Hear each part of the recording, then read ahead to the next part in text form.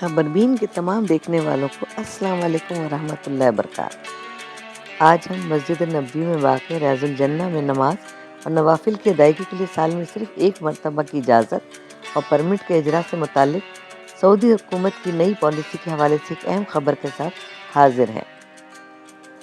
سعودی حکومت کے اس تازہ فیصلے کے بعد میڈیا میں آنے والی خبروں نے بہت زیادہ ابہام پیدا کر دیا ہے اور عام لوگوں میں تاثر پایا جاتا ہے کہ خدا نخواستہ مسجد نبوی صلی اللہ علیہ وسلم میں داخلے کے لیے سال میں صرف ایک بار جانے کی شرط عائد کر دی گئی، جبکہ حقیقتاً ایسا بالکل نہیں ہے۔ سعودی وزارت حج و عمرہ نے کہا ہے کہ مسجد نبوی میں واقع روزہ اطہر میں نماز کے لیے پیشگی اجازت نامہ حاصل کرنا ضروری ہوگا۔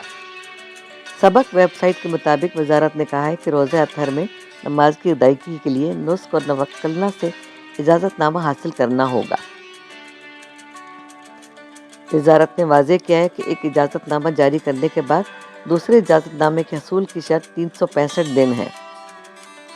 واضح رہے، مسجد نبوی کے جس مخصوص حصے میں ایک سال میں ایک مرتبہ پرمٹ کی جو پابندی لگائی گئی ہے اسے ریاض الجنہ کہا جاتا ہے۔ باقی مسجد نبوی میں معمول کے مطابق نمازوں اور عبادت کی پہلے کی طرح اجازت ہے۔ اسی طرح زائرین کو روضہ رسول صلی اللہ علیہ وآلہ وسلم پہ دن و رات کے کسی بھی پہر روزانہ حاضری دینے اور سلام پیش کرنے کی بھی پہلے کی طرح اس وقت بھی اجازت حاصل ہے۔ سعودی حکومت کے نئے فیصلے کا مقصد دنیا بھر سے آنے والے لاکھوں زائرین کو ریاض الجنہ میں عبادت کا موقع فراہم کرنا ہے۔ اس وقت پوری دنیا سے لاکھوں زائرین عمرے کے لیے مسلسل سعودی عرب پہنچ رہے ہیں۔ گزشتہ ایک ہفتے کے دوران روضہ رسول صلی اللہ علیہ وآلہ وسلم پر حاضری دینے والوں کی تعداد 61 لاکھ سے زیادہ بتائی جاتی ہے۔ زائرین کے اس قدر ازدحام کے باعث نئی شرط عائد کی گئی ہے۔